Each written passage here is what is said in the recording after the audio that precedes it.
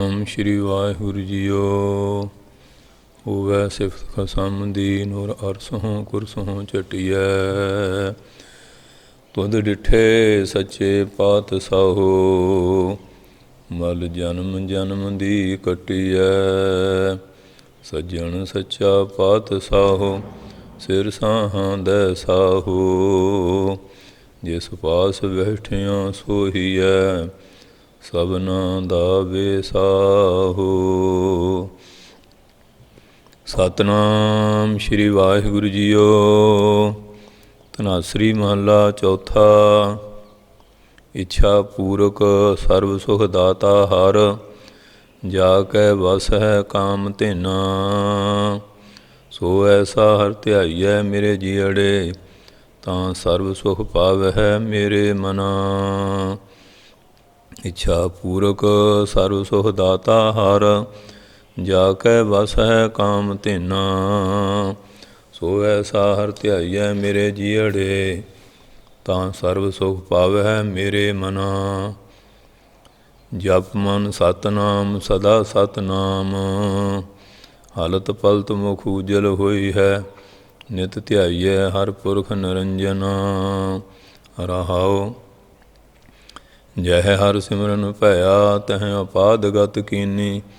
ਬੜ ਭਾਗੀ ਹਰ ਜਪਨਾ, ਜਨ ਨਾਨਕ ਕੋ ਗੁਰ ਇਹ ਮਤ ਦੀਨੀ। ਜਪ ਹਰ ਭਵ ਜਲ ਤਰਨਾ। ਜਹ ਹਰ ਸਿਮਰਨ ਭਇਆ, ਤਹ ਅਪਾਦ ਗਤ ਕੀਨੀ। ਬੜ ਭਾਗੀ ਹਰ ਜਪਨਾ, ਜਨ ਨਾਨਕ ਕੋ ਗੁਰ ਇਹ ਮਤ ਦੀਨੀ। ਜਪ ਹਰ ਭਵ ਜਲ ਤਰਨਾ। ਵਾਹਿਗੁਰੂ ਜੀ ਕਾ ਖਾਲਸਾ, ਵਾਹਿਗੁਰੂ ਜੀ ਕੀ ਫਤਿਹ। ਭਗਤ ਵਛਲ ਕਰਣ ਨਿਧਾਨ, ਦੀਨਾ ਬੰਧੂ ਪਤਿਤ ਪਾਵਨ। ਜਗਤ ਗੁਰੂ ਨਿਰੰਜਨੀ ਜੋਤ, ਧੰਨ ਧੰਨ ਸਾਹਿਬ ਸ੍ਰੀ ਗੁਰੂ ਨਾਨਕ ਦੇਵ ਜੀ ਮਹਾਰਾਜ। ਧੰਨ ਧੰਨ ਸਾਹਿਬ ਸ੍ਰੀ ਗੁਰੂ ਗੋਬਿੰਦ ਸਿੰਘ ਸਾਹਿਬ ਜੀ ਮਹਾਰਾਜ। ਧੰਨ ਧੰਨ ਸਾਹਿਬ ਸ੍ਰੀ ਗੁਰੂ ਗ੍ਰੰਥ ਸਾਹਿਬ ਮਹਾਰਾਜ ਜੀ ਦੀ ਮਹਾਨ ਬਖਸ਼ਿਸ਼ ਕਿਰਪਾਲਤਾ ਦਾ ਸਦਕਾ ਅਸੀਂ ਸ੍ਰੀ ਗੁਰੂ ਗ੍ਰੰਥ ਸਾਹਿਬ ਮਹਾਰਾਜ ਦੇ ਚਰਨਾਂ 'ਚ ਬੈਠ ਕੇ, ਜਿੱਥੇ ਸਤਿਗੁਰੂ ਦੇ ਪਾਵਨ ਦਰਸ਼ਨਾਂ ਦਾ ਲਾਭ ਲੈ ਰਹੇ ਹਾਂ, ਉੱਥੇ ਅੰਮ੍ਰਿਤ ਰੂਪ ਪਾਵਨ ਗੁਰਬਾਣੀ ਦੀ ਵਿਚਾਰ ਸਰਵਣ ਕਰਕੇ ਆਤਮਕ ਆਨੰਦ ਪ੍ਰਾਪਤ ਕਰਨਾ ਹੈ। ਧੰਨ ਧੰਨ ਸਾਹਿਬ ਸ੍ਰੀ ਗੁਰੂ ਰਾਮਦਾਸ ਜੀ ਮਹਾਰਾਜ ਜੀ, ਜਿਨ੍ਹਾਂ ਦਾ ਪਾਵਨ ਪਵਿੱਤਰ ਗੁਰਪੁਰਬ ਸ੍ਰੀ ਅੰਮ੍ਰਿਤਸਰ ਸਾਹਿਬ ਜੀ ਦੀ ਪਾਵਨ ਧਰਤੀ ਵਿਖੇ ਬੜੀ ਸ਼ਰਧਾ ਦੇ ਨਾਲ ਸਿੱਖ ਸੰਸਥਾਵਾਂ ਔਰ ਸੰਗਤਾਂ ਵੱਲੋਂ ਬੜੇ ਪਿਆਰ ਦੇ ਨਾਲ ਮਨਾਇਆ ਗਿਆ ਹੈ। ਉਹਨਾਂ ਦੀ ਪਾਵਨ ਬਾਣੀ ਵਿੱਚੋਂ ਸ਼ਬਦ ਦੀ ਵਿਚਾਰ ਸਰਵਣ ਕਰਨ ਦਾ ਸੁਭਾਗ ਪ੍ਰਾਪਤ ਕਰ ਰਹੇ ਹਾਂ। ਧੰਨ ਧੰਨ ਸਾਹਿਬ ਸ੍ਰੀ ਗੁਰੂ ਰਾਮਦਾਸ ਜੀ ਮਹਾਰਾਜ ਜੀ ਨੇ ਕਿਸ ਤਰ੍ਹਾਂ ਧੰਨ ਧੰਨ ਸਾਹਿਬ ਸ੍ਰੀ ਗੁਰੂ ਅਮਰਦਾਸ ਜੀ ਮਹਾਰਾਜ ਜੀ ਦੇ ਚਰਨਾਂ ਦੇ ਵਿੱਚ ਨਿਰਮਾਣ ਹੋ ਕੇ ਸੇਵਾ ਕੀਤੀ, ਔਰ ਸਤਿਗੁਰੂ ਜੀ ਦੀ ਬਖਸ਼ਿਸ਼ ਦੇ ਪਾਤਰ ਬਣ ਕੇ ਧੰਨ ਧੰਨ ਸਾਹਿਬ ਸ੍ਰੀ ਗੁਰੂ ਨਾਨਕ ਦੇਵ ਜੀ ਮਹਾਰਾਜ ਜੀ ਦੀ ਗੱਦੀ 'ਤੇ ਸੁਭਾਇਮਾਨ ਹੋਏ। ਅੱਜ ਉਹਨਾਂ ਦਾ ਪਾਵਨ ਪਵਿੱਤਰ ਸਥਾਨ ਸ਼੍ਰੀ ਹਰਿਮੰਦਰ ਸਾਹਿਬ, ਜਿਹਦੇ ਦਰਸ਼ਨ ਵਾਸਤੇ ਸਾਰੇ ਸੰਸਾਰ ਦੇ ਮਨ ਵਿੱਚ ਭਾਵਨਾ ਬਣੀ ਰਹਿੰਦੀ ਹੈ।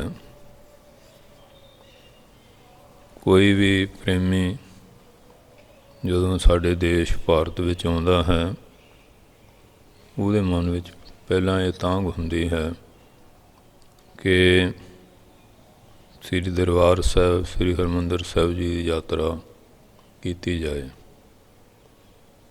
ਭਾਵੇਂ ਵੱਖ ਵੱਖ ਦੇਸ਼ਾਂ ਵਿੱਚ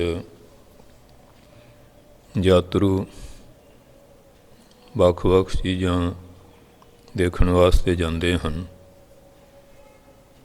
ਪਰ ਜਦੋਂ ਤੱਕ ਉਹ ਯਾਤਰੂ ਸ੍ਰੀ ਹਰਿਮੰਦਰ ਸਾਹਿਬ ਯਾਤਰਾ ਨਹੀਂ ਕਰਦੇ, ਆਪਣੀ ਯਾਤਰਾ ਨੂੰ ਅਧੂਰਾ ਸਮਝਦੇ ਹਨ।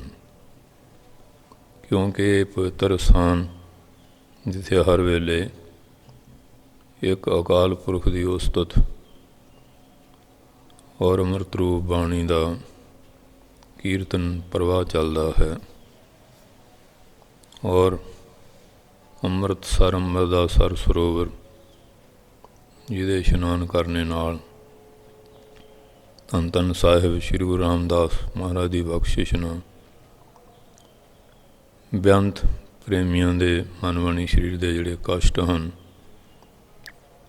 ਉਹ ਇਸ਼ਨਾਨ ਔਰ ਨਾਮ ਬਾਣੀ ਦੇ ਅਭਿਆਸ ਨਾਲ, ਗੁਰੂ ਦਾ ਜਸ ਸੁਣਨੇ ਨਾਲ ਦੂਰ ਹੁੰਦੇ ਹਨ। ਔਰ ਸੰਗਤਾਂ ਦੇ ਮਨਾਂ 'ਚ ਬੜੀ ਭਾਰੀ ਆਸਥਾ ਬਣੀ ਹੋਈ ਹੈ। ਕਈ ਵਾਰ ਦੇਖਣ 'ਚ ਆਉਂਦਾ ਹੈ, ਕਈ ਬੰਦੇ ਬੜੇ ਨਾਸਤਿਕ ਹਨ, ਕਿਸੇ ਬਿਮਾਰੀ ਦੁਆਰਾ ਪੀੜਿਤ ਹੋ ਜਾਂਦੇ ਹਨ। ਹਰ ਮਨੁੱਖ ਦੁੱਖ ਤੋਂ ਬਚਣਾ ਚਾਹੁੰਦਾ ਹੈ, ਸੁੱਖ ਚਾਹੁੰਦਾ ਹੈ, ਤੰਦਰੁਸਤੀ ਚਾਹੁੰਦਾ ਹੈ। ਜਦੋਂ ਚਾਰ ਸਫੇਰਿਓਂ ਡਾਕਟਰਾਂ ਹਕੀਮਾਂ ਵੱਲੋਂ ਜਵਾਬ ਮਿਲ ਜਾਂਦਾ ਹੈ, ਪਰ ਫਿਰ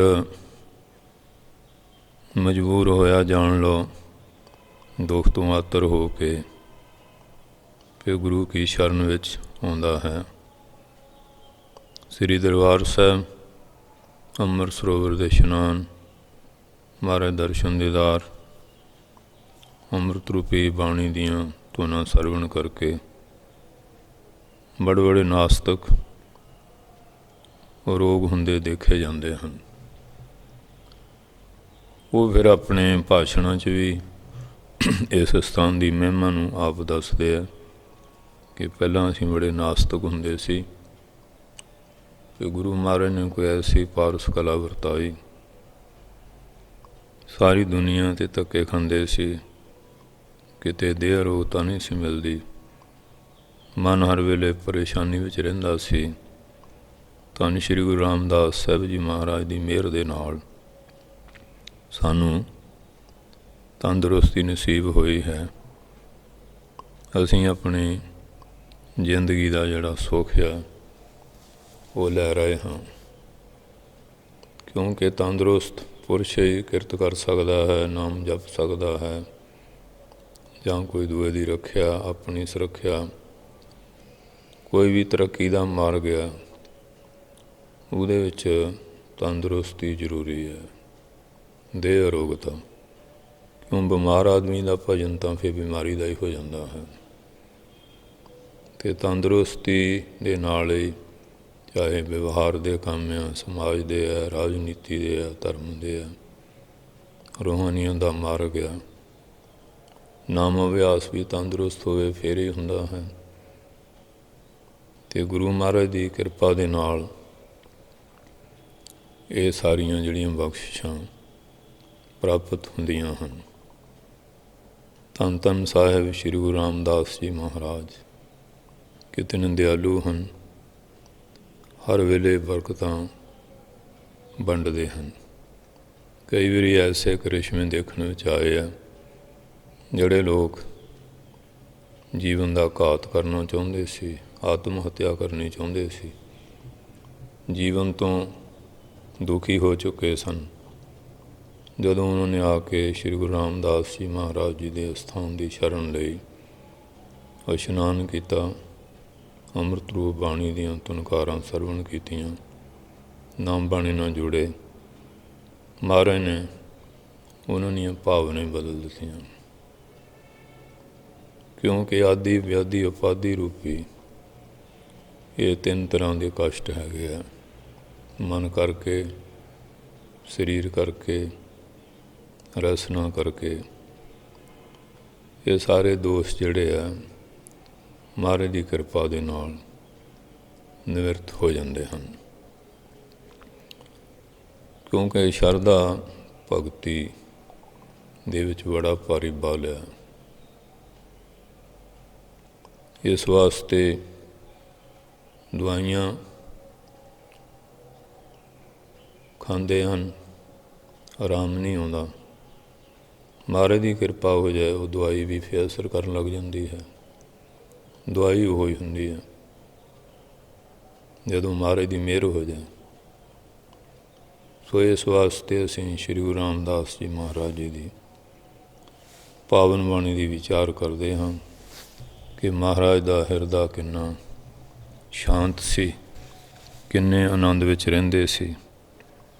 ਉਹਨਾਂ ਦੇ ਸਾਹਿਬਜ਼ਾਦੇ ਧੰਨ ਧੰਨ ਗੁਰੂ ਅਰਜਨ ਸਾਹਿਬ, ਜਿਨ੍ਹਾਂ ਨੇ ਧੰਨ ਸ਼੍ਰੀ ਗੁਰੂ ਗ੍ਰੰਥ ਸਾਹਿਬ ਮਹਾਰਾਜ ਦਾ ਇਹ ਸਰੂਪ ਤਿਆਰ ਕੀਤਾ, ਪ੍ਰਕਾਸ਼ਮਨ ਕੀਤਾ, ਉਹਨਾਂ ਦੇ ਅੰਦਰ ਕਿੰਨੀ ਸੀਤਲਤਾ, ਸ਼ਾਂਤੀ ਸੀ। ਜਿਵੇਂ ਸ਼ਾਸਤਰਾਂ ਦੇ ਵੀ ਵਚਨ ਹੈ, ਸੰਤ ਕਰੈ ਨ ਬੈਰ ਕਹੂੰ, ਸਭ ਕੇ ਹਿਤ ਮੈਂ ਵਰਤੇ ਅਤ ਹੀ। ਤਾਂ ਤਨ ਕੋ ਜਬ ਦਾਹਤ ਕੋ, ਤਾ ਤਨ ਕੇ ਜਬ ਦਾਹਤ ਕੋ, ਬੈ ਤਦਵ ਦੇਤ ਸੋਹਾ ਮਿਤ ਹੀ। ਜੈਸੇ ਕੁਠਾਰ ਕਟੈ ਤਰ ਚੰਦਨ, ਗੰਧ ਤਿਸੈ ਮੁਖ ਦੇਵਤ ਹੀ। ਹੇਤ ਇਹੀ ਸਰਵਾਤਮ ਹੀਰਤ, ਤਾਂ ਪਦ ਕੰਜ ਨਮੋ ਨਿਤ ਹੀ। ਕਹਿੰਦੇ ਆ ਕਿ ਜਿਹੜੇ ਸੰਤ ਮਹਾਂਪੁਰਸ਼ ਹੈਗੇ ਆ, ਜਾਂ ਇਸ ਬਿਰਤੀ ਦੇ ਗੁਰਮੁਖ ਪਿਆਰੇ ਗ੍ਰਸਤੀ ਜੀਵਨ 'ਚ ਵੀ ਹਨ, ਉਹ ਕਿਸੇ ਨਾਲ ਵੈਰ ਨਹੀਂ ਕਰਦੇ, ਨਿਰਵੈਰ ਹੁੰਦੇ ਆ। ਸਭ ਕੇ ਹਿੱਤ ਵਿੱਚ ਅਤ ਹੀ ਮੈਨੇ ਬਹੁਤ ਕਰਕੇ ਵਰਤਦੇ ਆ, ਕਿਉਂਕਿ ਜੋ ਦੂਏ ਦਾ ਭਲਾ ਸੋਚਾਂਗੇ ਆਪਣਾ ਵੀ ਭਲਾ ਹੋਏਗਾ। ਦੂਏ ਦਾ ਬੁਰਾ ਸੋਚ ਕੇ ਆਪਣਾ ਭਲਾ ਕਿਵੇਂ ਹੋਏਗਾ।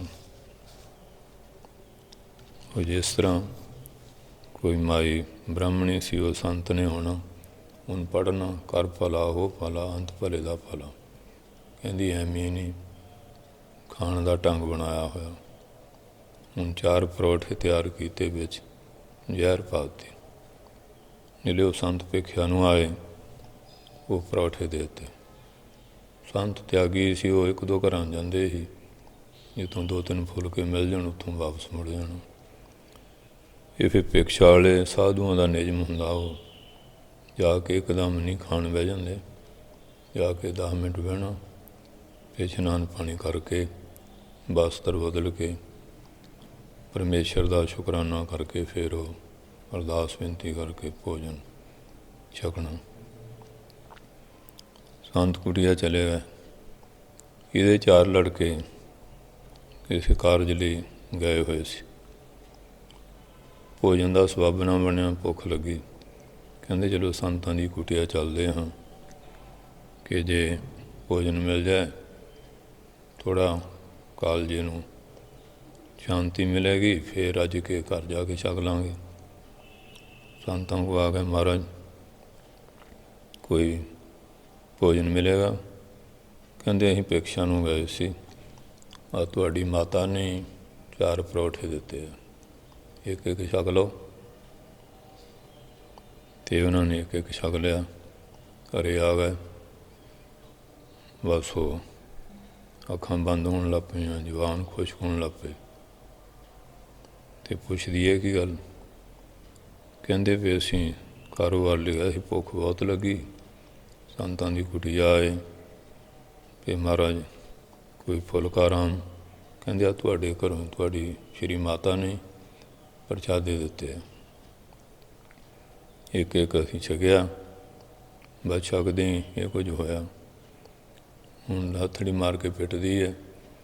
ਮੈਂ ਸੰਤ ਦਾ ਬੁਰਾ ਕਰਨ ਲਈ ਕੀਤਾ ਸੀ। ਉਹ ਪੜ੍ਹਦੇ ਹੁੰਦੇ ਸੀ, ਕਰ ਭਲਾ ਹੋ ਭਲਾ, ਅੰਤ ਭਲੇ ਦਾ ਭਲਾ।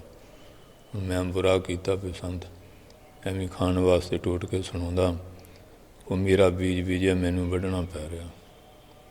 ਉਹ 4 ਪੁੱਤ ਦੇਖਦਿਆਂ ਮਰ ਗਏ। ਕਹਿਣ ਤੋਂ ਭਾਵਿਆ ਕਿਸੇ ਦਾ ਬੁਰਾ ਕਰਾਂਗੇ ਆਪਣਾ ਭਲਾ ਨਹੀਂ ਹੋਏਗਾ। ਅਤੇ ਉਹਨਾਂ ਮਹਾਂਪੁਰਖਾਂ ਦੀ ਰੱਬ ਨੇ ਰੱਖਿਆ ਕੀਤੀ। ਇਹ ਉਹਨਾਂ ਦਾ ਬੁਰਾ ਭਜਨ ਵਾਲਾ ਕਰਨ ਲੱਗੀ ਸੀ, ਉਹਦਾ ਆਪਣਾ ਹੀ ਬੁਰਾ ਹੋ ਗਿਆ। ਇਸ ਵਾਸਤੇ ਬਾਬੇ ਫਰੀਦ ਸਾਹਿਬ ਦਾ ਵੀ ਬਚਨ ਨਾ, ਕਿ ਫਰੀਦਾ ਬੁਰੇ ਦਾ ਭਲਾ ਕਰ, ਗੁੱਸਾ ਮਨ ਨਾ ਹੰਢਾਏ, ਦੇਹੀ ਰੋਗ ਨਾ ਲੱਗੀ, ਪੱਲੇ ਸਭ ਕੁਛ ਪਾਏ। ਕਿਸੇ ਦਾ ਬੁਰਾ ਮਨ ਕਰਕੇ ਵੀ ਨਾ ਸੋਚ, ਸਰੀਰ ਕਰਕੇ ਤਾਂ ਕੀ ਕਰਨਾ, ਰਸਨਾ ਕਰਕੇ ਵੀ ਬੁਰਾ ਨਾ ਬੋਲ ਕੇ। ਜਦੋਂ ਤੂੰ ਇਹ ਨੁਕਤਾ ਧਾਰ ਲਏਗਾ ਤੈਨੂੰ ਕੋਈ ਰੋਗ ਨਹੀਂ ਲੱਗੇਗਾ, ਤੇਰੇ ਬੁੱਧੀ ਰੂਪੀ ਪੱਲੇ ਸਾਰੇ ਪਦਾਰਥ ਪੈ ਜਾਣਗੇ।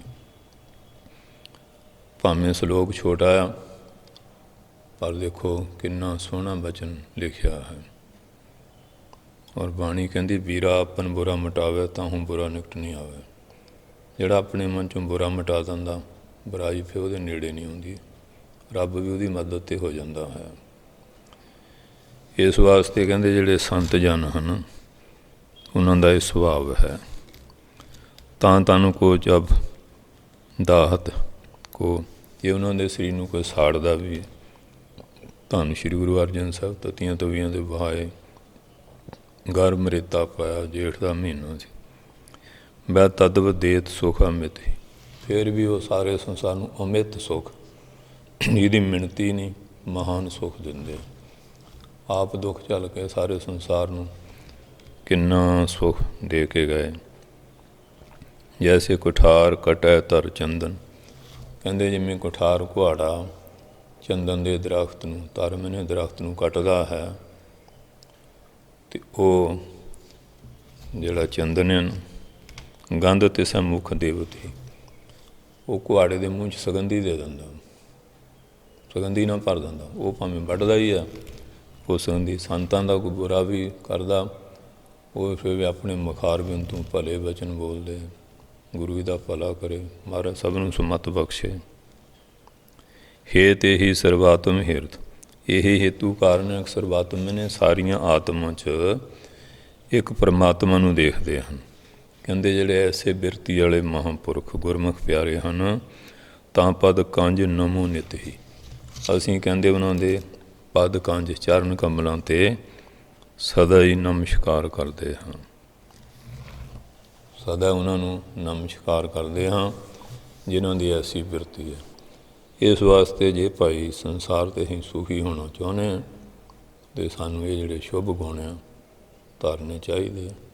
ਆਪਣੇ ਵੱਡਿਆਂ ਦਾ ਸਤਿਕਾਰ ਕਰੋ, ਔਰ ਛੋਟਿਆਂ ਨਾਲ ਪਿਆਰ ਕਰੋ, ਬਰਾਬਰ ਦੇ ਨਾਲ ਵੀ ਸਹੀ ਵਿਹਾਰ ਕਰੋ। ਇਸ ਵਾਸਤੇ ਮਹਾਰਾਜ ਸੱਚੇ ਪਾਤਸ਼ਾਹ ਨੇ ਕੈਸਾ ਸੰਸਾਰ ਦੇ ਉੱਤੇ ਸਤਿਯੁਗ ਵਰਤਾਇਆ। ਅੱਜ ਸਾਰੇ ਸੰਸਾਰ ਦੇ ਉੱਤੇ ਧੰਨ ਗੁਰੂ ਰਾਮਦਾਸ ਸਾਹਿਬ ਦੇ ਅਸਥਾਨ ਦੀ ਕਿਤਨੀ ਉਪਮਾ, ਜਿਹਨੇ ਸਾਰੀ ਜ਼ਿੰਦਗੀ ਕਿਸੇ ਨੂੰ ਸਰਾਪ ਨਹੀਂ ਦਿੱਤਾ, ਸਭ ਦਾ ਭਲਾ ਹੀ ਕੀਤਾ, ਧੰਨ ਗੁਰੂ ਰਾਮਦਾਸ ਜੀ ਮਹਾਰਾਜ ਜੀ ਨੇ। ਇਸ ਵਾਸਤੇ ਪਾਤਸ਼ਾਹ ਦੀ ਬਾਣੀ ਦਾ ਇਹ ਵਿਚਾਰ ਹੈ। ਧਨਾਸਰੀ ਮਹੱਲਾ ਚੌਥਾ। ਧਨਾਸਰੀ ਰਾਗ ਵਿੱਚ ਸ਼੍ਰੀ ਗੁਰੂ ਰਾਮਦਾਸ ਜੀ ਮਹਾਰਾਜ ਕਿਰਪਾ ਕਰਦੇ ਹਨ। ਇੱਛਾ ਪੂਰਕ ਸਰਬ ਸੁਖ ਦਾਤਾ, ਹਰ ਜਾ ਕੇ ਵਸ ਹੈ ਕਾਮ ਤਿੰਨ। ਕਿਉਂ ਪਰਮੇਸ਼ਰ ਕੈਸਾ ਸਾਰਿਆਂ ਦੀਆਂ ਇੱਛਾ ਨੂੰ ਪੂਰੀਆਂ ਕਰਨ ਵਾਲਾ ਹੈ, ਸੁੱਖਾਂ ਦਾ ਦਾਤਾ ਹੈ। ਹਰੀ ਨਿਰੰਕਾਰ ਜੋ ਪਰਮੇਸ਼ਰ ਹੈ, ਜਾ ਕੇ ਵਸ ਹੈ ਕਾਮ ਤਿੰਨ। ਜਿਵੇਂ ਸਨਾਤਨੀ ਮੱਤ ਵਾਲੇ ਮੰਨਦੇ ਆ ਵੀ ਸਵਰਗ ਵਿੱਚ ਕਾਮ ਤਿੰਨ ਗਊ ਆ, ਪਾਰਜਤ ਬ੍ਰਿਕਸ਼ ਆ, ਚਿੰਤਾਮਣੀ ਆ, ਉਹਦੇ ਦੁਆਰਾ ਬੰਦੇ ਦੀਆਂ ਕਾਮਨਾ ਪੂਰੀਆਂ ਹੁੰਦੀਆਂ ਹਨ। ਮਹਾਰਾਜ ਕਹਿੰਦੇ ਸਤਿਗੁਰੂ ਦੇ ਘਰ ਵਿੱਚ ਪਰਮੇਸ਼ਰ ਦੀ ਭਗਤੀ ਹੀ ਕਾਮ ਤਿੰਨ ਗਊ ਆ। ਸ਼ਰਧਾ, ਜਿਹਦੇ ਮਨ ਸ਼ਰਧਾ ਹੈ, ਭਗਤੀ ਹੈ, ਉਹਦੀਆਂ ਸਾਰੀਆਂ ਕਾਮਨਾਵਾਂ ਪੂਰੀਆਂ ਹੋ ਜਾਂਦੀਆਂ ਹਨ। ਕਿਉਂਕਿ ਭਾਵਨਾ ਵਿਹੀਨ ਕੈਸੇ ਪਾਵੇ ਜਗਦੀਸ਼ ਕੋ, ਜਿਹੜੇ ਭਾਵਨਾ ਸ਼ਰਧਾ ਤੋਂ ਹੀਣੇ ਆ, ਉਹ ਪਰਮਾਤਮਾ ਨੂੰ ਜਾਂ ਪਰਮਾਤਮਾ ਤੋਂ ਦਾਤ ਕਿਵੇਂ ਪਾ ਸਕਦੇ? ਸ਼ਰਧਾ ਮਨ ਲੱਭਤੇ ਗਿਆਨ ਸੰਜਤੇਂਦਰਿਆ, ਗੀਤਾ 'ਚ ਵੀ ਦੱਸਿਆ ਵੀ ਜਿਹੜੇ ਸ਼ਰਧਾਵਾਨ ਪੁਰਸ਼ ਉਹਨੂੰ ਗਿਆਨ ਦੀ ਪ੍ਰਾਪਤੀ ਹੁੰਦੀ ਹੈ। ਜਿਹੜੇ ਜਤੀ ਲੋਕ ਜਿਨ੍ਹਾਂ ਨੇ ਆਪਣੀ ਇੰਦਰੀਆਂ ਨੂੰ, ਮਨ ਬੁੱਧੀ ਨੂੰ ਵਿਕਾਰਾਂ ਵੱਲੋਂ ਕਾਬੂ ਵਿੱਚ ਰੱਖਿਆ ਹੋਇਆ ਹੈ। ਇਸ ਵਾਸਤੇ ਇਹ ਭਗਤੀ ਰੂਪੀ ਕਾਮ ਤਿੰਨ ਗਊ ਆ। ਜਿਹਦੇ ਮਨ ਸ਼ਰਧਾ ਆ ਗਈ, ਭਗਤੀ ਆ ਗਈ, ਹਾਂਜੀ। ਉਹ ਭਗਤ ਜਿਹੜਾ ਭਗਤ ਭਗਤੀ ਭਗਵਾਨ, ਭਗਤ ਹੋਇਆ ਭਗਤੀ ਕਰਦਾ ਉਹ ਹੀ ਭਗਤ ਆ। ਅਤੇ ਜਿੱਥੇ ਭਗਤੀ ਆ ਗਈ ਉੱਥੇ ਭਗਵਾਨ ਆ ਗਿਆ। ਭਗਤੀ ਭਾਵੇਂ 9 ਪ੍ਰਕਾਰ ਦੀ ਹੈ। ਸਰਵਣ ਸਿਮਰਨ ਕੀਰਤਨ ਪਦ ਸੇਵਾ ਅਰਚਾਨ ਦਾਸਾ ਸਖਪਨ ਬੰਦਨਾ ਭਗਤ ਨਿਵੇਦਨ ਜਾਨ। ਉਹਦੀ ਕਥਾ ਸੁਣਨੀ, ਉਹਦਾ ਸਿਮਰਨ ਕਰਨਾ, ਉਹਦਾ ਕੀਰਤਨ ਕਰਨਾ, ਉਹਦੇ ਚਰਨਾਂ ਦੀ ਸੇਵਾ ਕਰਨੀ, ਉਹਦੇ 'ਤੇ ਸੁਗੰਧੀ ਵਾਲੀਆਂ ਚੀਜ਼ਾਂ ਛਿੜਕਣੀਆਂ, ਉਹਦਾ ਦਾਸ ਬਣਨਾ, ਉਹਦੇ ਨਾਲ ਮਿੱਤਰ ਭਾਵ ਕਰਨਾ, ਉਹਨੂੰ ਨਮਸਕਾਰ ਕਰਨੀ, ਨਿਵੇਦਨ, ਉਹਨੂੰ ਕੋਈ ਚੀਜ਼ ਅਰਪਣ ਕਰਨੀ। ਇਹ 9 ਪ੍ਰਕਾਰ ਦੀ ਹੈ। ਸਮਝੋ 9 ਗੁਣ ਆ। ਜਿੱਥੇ 9 ਗੁਣ ਆ ਜਾਣ ਉੱਥੇ ਭਗਤੀ ਆ ਗਈ। ਜਿੱਥੇ 10 ਗੁਣ ਆ ਜਾਣ ਉੱਥੇ ਧਰਮ ਆ ਗਿਆ। ਖੇਮਾ ਆ ਗਈ, ਕਿਸੇ ਦਾ ਅਪਰਾਧ ਬਖਸ਼ਣਾ, ਇਹ ਹਿੰਸਾ, ਕਿਸੇ ਨੂੰ ਮਾਰਨਾ ਨਹੀਂ। ਜੇ ਸਾਰਿਆਂ 'ਚ ਰੱਬ ਆ ਤਾਂ ਮਾਰਨਾ ਕਿਹਨੂੰ? ਮਨ ਕਰਕੇ ਕਿਸੇ ਦਾ ਮਨ ਨਹੀਂ ਢਾਉਣਾ, ਬਾਣੀ ਕਰਕੇ ਅਗਲੇ ਦੀ ਚੰਗੀ ਗੱਲ ਨਹੀਂ ਕੱਟਣੀ। ਕੋਈ ਚੰਗਾ ਬੋਲੇ ਕਈਆਂ ਨੂੰ ਆਦਤ ਉਹਦੀ ਗੱਲ ਕੱਟਣਗੇ। ਅਸੰਖ ਗੱਲ ਵੱਡ ਹੱਤਿਆ ਕਮਾਏ। ਔਰ ਅਤੇ ਸਰੀਰ ਦੀ ਹਿੰਸਾ, ਕਿਸੇ ਦਾ ਮਨ ਢਾਹ ਦੇਣਾ, ਮਨ ਦੀ ਹਿੰਸਾ, ਸਰੀਰ ਦਾ ਕਤਲ ਕਰਨਾ, ਸਰੀਰ ਦੀ ਹਿੰਸਾ। ਇਹ 3 ਤਰ੍ਹਾਂ ਦੀ। ਖਿਮਾ ਕਰਨਾ, ਇਹ ਬਹੁਤ ਵੱਡਾ ਗੁਣ ਹੈ, ਵੱਡੇ ਪੁਰਸ਼ਾਂ ਦਾ ਗੁਣ। ਦੇਖੋ ਪਰਮਾਤਮਾ ਮਹਾਂਪੁਰਖ, ਉਹ ਬੜੇ ਬੜੇ ਦੁਰਾਚਾਰੀ ਪਾਪੀ ਉਹਦੇ ਬਖਸ਼ੇ ਦਿੰਦੇ ਆ। ਬਖਸ਼ ਦੇਣਾ ਬਹੁਤ ਵੱਡਾ ਗੁਣ ਹੈ। ਹਿੰਸਾ, ਦਇਆ, ਬਾਲਕ 'ਤੇ, ਬੁੱਢੇ 'ਤੇ, ਰੋਗੀ 'ਤੇ ਤਰਸ ਕਰਨਾ, ਪਸ਼ੂ ਪੰਛੀ 'ਤੇ ਵੀ ਤਰਸ ਕਰਨਾ। ਤਰਸ ਉਹੀ ਕਰੂਗਾ ਜਿਹਦੇ ਮਨ 'ਚ ਦਇਆ। ਮ੍ਰਿਦ ਕੋਮਲ ਵਚਨ ਬੋਲਣਾ, ਕਦੀ ਕੌੜਾ ਫਿੱਕਾ ਗਾਲੀ ਗਲੋਚ ਭੈੜਾ ਨਿੰਦਾ ਦਾ ਵਚਨ ਨਹੀਂ ਬੋਲਣਾ। ਸਤ ਵਚਨ, ਸੱਚਾ ਵਚਨ ਬੋਲਣਾ, ਜਿਹੜਾ ਸਭ ਨੂੰ ਸੁਖਦਾਈ ਲੱਗੇ, ਦੁਖਦਾਈ ਨਾ ਹੋਵੇ। ਤਪ, ਤਪੱਸਿਆ ਸਾਧਨ ਕਰਨਾ, ਦਾਨ ਦੇਣਾ, ਸੀਲ, ਬ੍ਰਹਮਚਰੀ ਪਾਲਣਾ, ਸਹਿਣਸ਼ੀਲ ਸੁਭਾਅ ਹੋਣਾ, ਅਗਲੇ ਦਾ ਕੌੜਾ ਵਚਨ ਵੀ ਬਰਦਾਸ਼ਤ ਕਰ ਜਾਣਾ। ਸੌਚ, ਪਵਿੱਤਰਤਾ ਰੱਖਣੀ,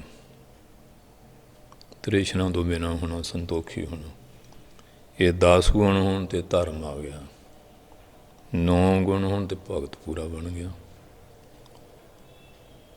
ਇਸ ਵਾਸਤੇ ਭਗਤੀ ਜਿੱਥੇ ਆ ਗਈ ਉੱਥੇ ਸਾਰੇ ਸ਼ੁਭ ਗੁਣ ਆ ਜਾਂਦੇ ਆ। ਪ੍ਰੇਮਾ ਭਗਤੀ ਕਹਿੰਦੇ ਉਹਨਾਂ ਕੋਲ ਭਗਤੀ ਰੂਪੀ ਕਾਮ ਤਿੰਨ ਗਊ ਆ। ਜਿੱਥੇ ਪਰਮੇਸ਼ਰ ਕਿਰਪਾ ਕਰਦੇ ਹਨ ਉਹਨੂੰ ਆਪਣੀ ਭਗਤੀ ਦੇ ਦਿੰਦੇ ਆ। ਜਿੱਥੇ ਭਗਤੀ ਆ ਗਈ ਸਾਰੀਆਂ ਬਰਕਤਾਂ ਆ ਗਈਆਂ।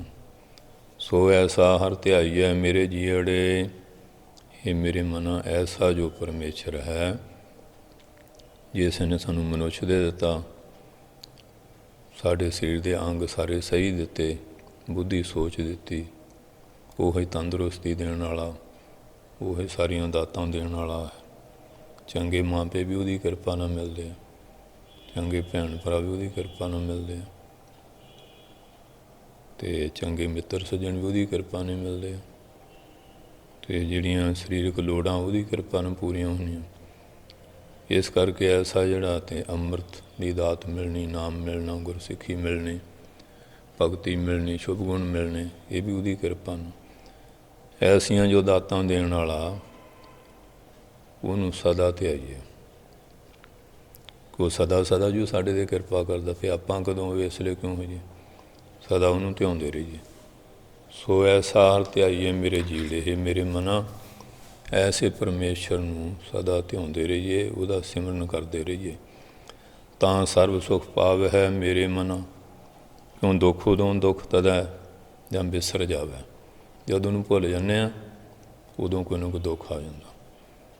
ਜੇ ਉਹਨੂੰ ਚੇਤੇ ਰੱਖਾਂਗੇ ਕੋਈ ਦੁੱਖ ਨਹੀਂ ਆਉਂਦਾ।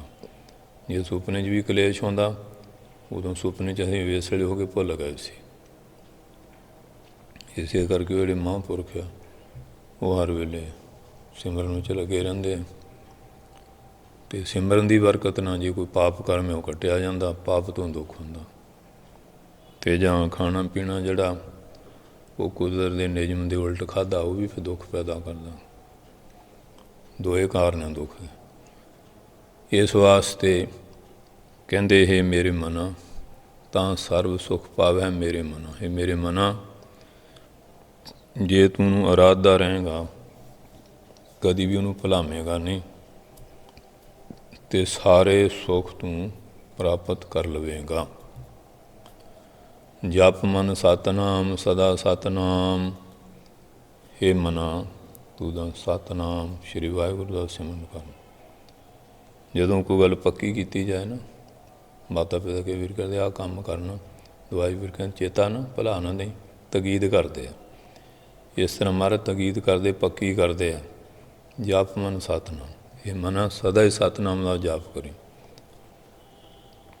ਜਪ ਮਨ ਸਤਨਾਮ ਸਦਾ ਸਤਨਾਮ, ਦੋ ਵਾਰੀ ਕਹਿਣਾ, ਪੁਸ਼ਟੀ ਕਾਰਕ ਵਾਕਿਆ ਦੋ ਵਾਰੀ ਕਿਹਾ, ਪੱਕੀ ਕੀਤੀ ਹੈ, ਭੁੱਲ ਨਾ ਜਾਈ। ਤੀਜੀ ਵਾਰੀ ਉੱਤੋਂ ਲੈਣਾ, ਮਨ ਕਰਕੇ ਬਾਣੀ ਸ਼੍ਰੀ ਕਰਕੇ ਸਦਾ ਸਤਨਾਮ ਦਾ ਜਾਪ ਕਰਨਾ। ਜਿੱਥੇ ਸਤਨਾਮ ਅੱਖਰ ਆ ਜਾਏ ਉੱਥੇ ਮੂਲ ਮੰਤਰ ਜਾਣ ਲੈਣਾ, ਜਿੱਥੇ ਵਾਹਿਗੁਰੂ ਜਾਂ ਗੁਰੂ ਉੱਥੇ ਗੁਰੂ ਮੰਤਰ ਜਾਣ ਲੈਣਾ।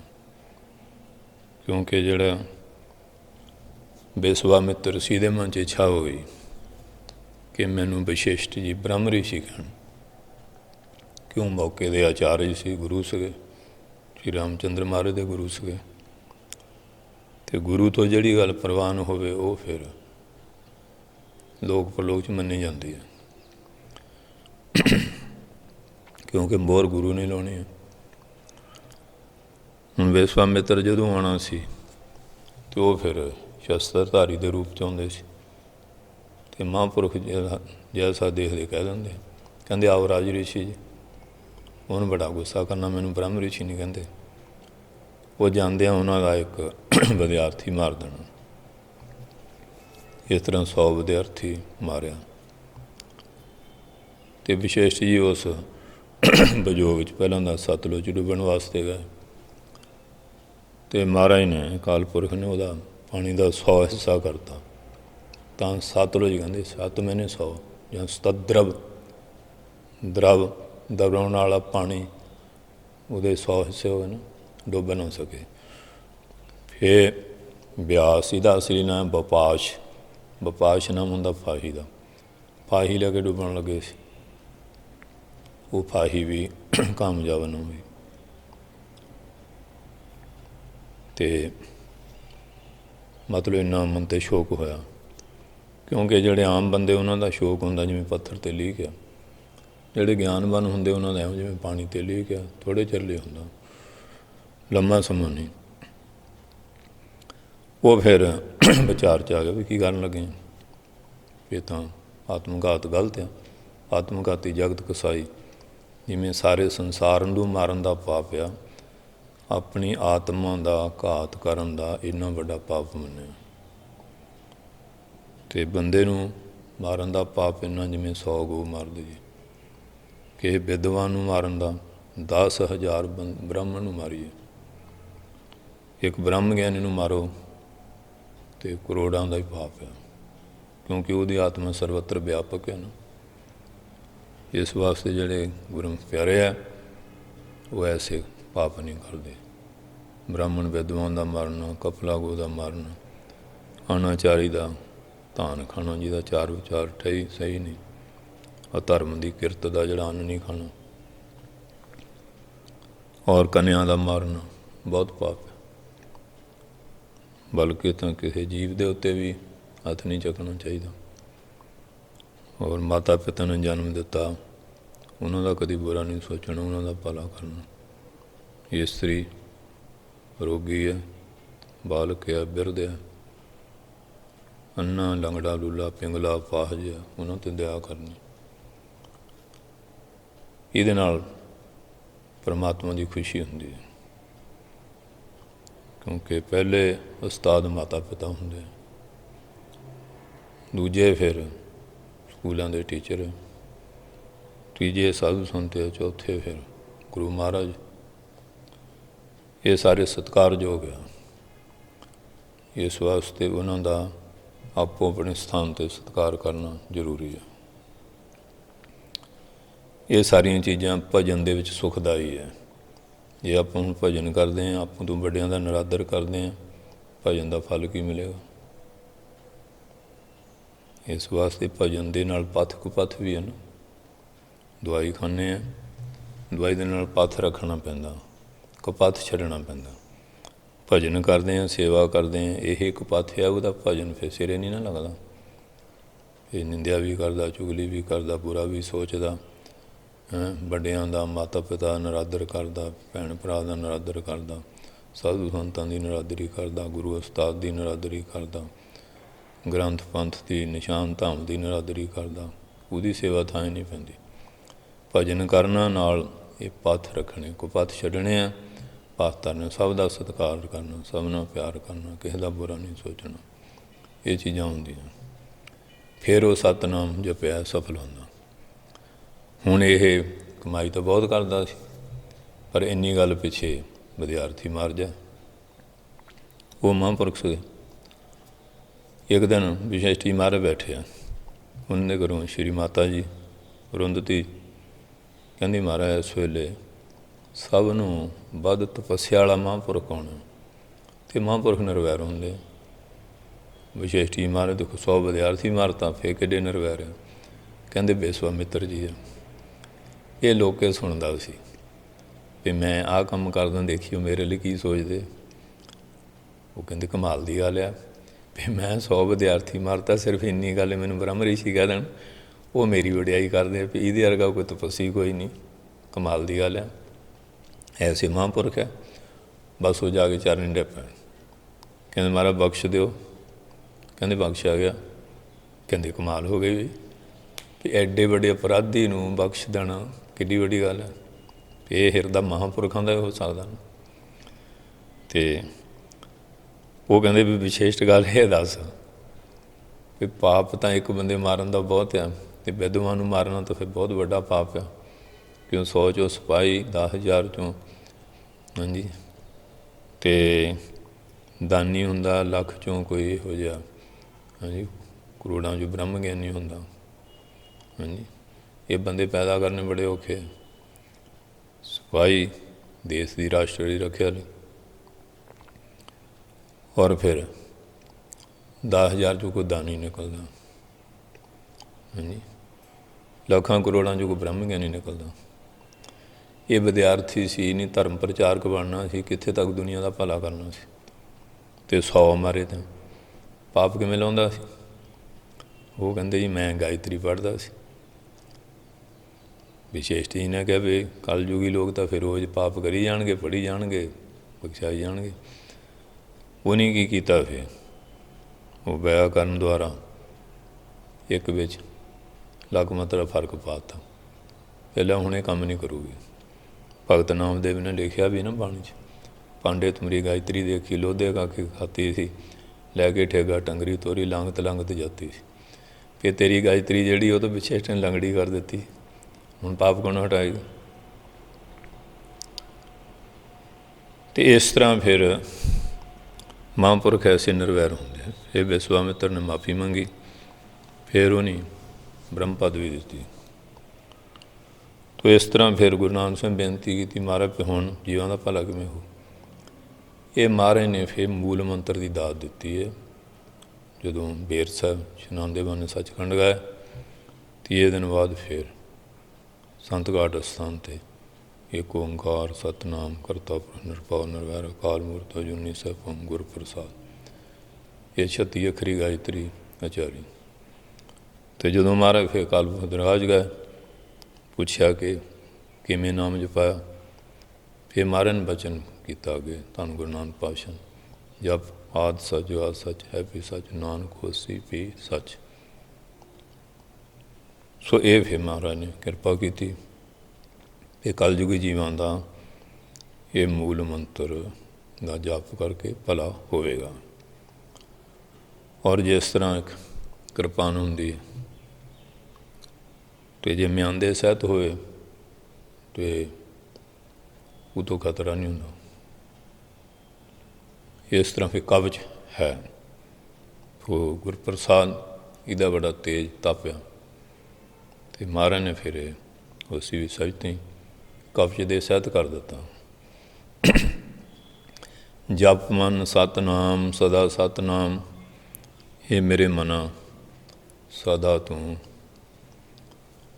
ਪਰਮੇਸ਼ਰ ਦੇ ਨਾਮ ਦਾ ਜਾਪ ਕਰ, ਸਦਾ ਪਰਮੇਸ਼ਰ ਦੇ ਨਾਮ ਦਾ ਜਾਪ ਕਰ। ਹਲਤ ਪਲਤ ਮੁਖ ਉਜਲ ਹੋਈ ਹੈ। ਕਹਿੰਦੇ ਇਹਦੇ ਜਪਣ ਦਾ ਲਾਭ ਕੀ ਹੋਏਗਾ? ਕਹਿੰਦੇ ਹਾਲਤ ਇਹ ਲੋਕ ਪਲਤ ਪਰਲੋਕ, ਤੇਰਾ ਮੁਖੜਾ ਪਾਪਾਂ ਦੀ ਕਾਲਖ ਤੋਂ ਰਹਿਤ ਉਜਲ ਪਵਿੱਤਰ ਹੋ ਜਾਏਗਾ। ਕਿਉਂਕਿ ਤਿੰਨਾਂ ਮੁਖ ਡਰਾਵਣੇ ਜਿਹਨਾਂ ਵਿਸਾਰਿਓ ਨਾਉ, ਜਿਹਨੇ ਪਰਮਾਤਮਾ ਦਾ ਨਾਮ ਵਿਸਾਰਤਾ ਉਹਨਾਂ ਦੇ ਮੂੰਹ ਵੀ ਸ਼ਕਲਾਂ ਵੀ ਡਰਾਉਣੀਆਂ, ਦੇਖ ਕੇ ਡਰ ਲੱਗਦਾ। ਹੁੰਦੇ ਤਾਂ ਇਨਸਾਨ ਹੀ ਆ, ਪਰ ਉਹ ਪਾਪ ਕਰਮਾਂ ਕਰਕੇ ਉਹਨਾਂ ਨੂੰ ਮਰਿਆਂ ਨੂੰ ਭੂਤ ਕਹਿ ਦਿਓ, ਜੀਂਦਿਆਂ ਨੂੰ ਦੈਂਤ ਕਹਿ ਦਿਓ, ਦੁਸ਼ਟ ਕਹਿ ਦਿਓ, ਕੋਈ ਵੀ ਨਾਂ ਦੇ ਦਿਓ, ਹੈਗੇ ਬੰਦੇ ਹੀ ਆ। ਪਰ ਉਹ ਜਿਹੋ ਜਿਹਾ ਕੋਈ ਕਰਮ ਕਰਦਾ ਉਹੋ ਜਿਹਾ ਨਾਂ ਪੈ ਜਾਂਦਾ। ਅਤੇ ਜਿਹੜੇ ਭਜਨ ਬਾਣੀ ਕਰਦੇ ਆ ਉਹਨਾਂ ਨੂੰ ਸੰਤ ਮਹਾਂਪੁਰਸ਼ ਕਹਿੰਦੇ ਆ, ਭਾਈ ਸਾਹਿਬ ਕਹਿ ਦਿਓ, ਗੁਰੂ ਪਿਆਰੇ ਕਹਿ ਦਿਓ, ਪਵਿੱਤਰ ਨਾਂ ਹੈ, ਜਿਹੜਾ ਮਰਜ਼ੀ ਲੈ ਲਓ। ਹਾਲਤ ਪਲਤ ਮੁਖ ਉਜਲ ਹੋਇਆ, ਲੋਕ ਪਰਲੋਕ ਉਹਨਾਂ ਦਾ ਮੁਖੜਾ ਉਜਲ ਪਵਿੱਤਰ ਹੋ ਜਾਂਦਾ ਹੈ। ਨਿਤ ਧਿਆਈਐ ਹਰ ਪੁਰਖ ਨਿਰੰਜਨ, ਹਰੀ ਸਭ ਨੂੰ ਹਰਿਆਂ ਭਰਿਆਂ ਕਰਨ ਵਾਲਾ ਨਿਰਅੰਜਨ, ਮਾਇਆ ਰੂਪੀ ਅੰਜਨ ਕਾਲਖ ਤੋਂ ਰਹਿਤ ਜਿਹੜਾ ਪਰਮੇਸ਼ਰ ਹੈ, ਜਿਹੜੇ ਨਿਤ ਹਮੇਸ਼ਾ ਵਾਸਤੇ ਉਹਦੇ ਨਾਮ ਨੂੰ ਧਿਆਉਂਦੇ ਹਨ। ਜਿਵੇਂ ਹੁਣ ਸਰੀਰ ਆ, ਰੋਜ਼ਾਨਾ ਇਸ਼ਨਾਨ ਕਰੋ, ਸਫਾਈ ਰੱਖੋ ਵਸਤਰਾਂ ਦੀ, ਠੀਕ ਹੈ, ਨਾ ਕਰੋ ਆਪਣੇ ਸਰੀਰ 'ਚੋਂ ਬਦਬੂ ਆਉਣ ਲੱਗ ਜਾਂਦੀ।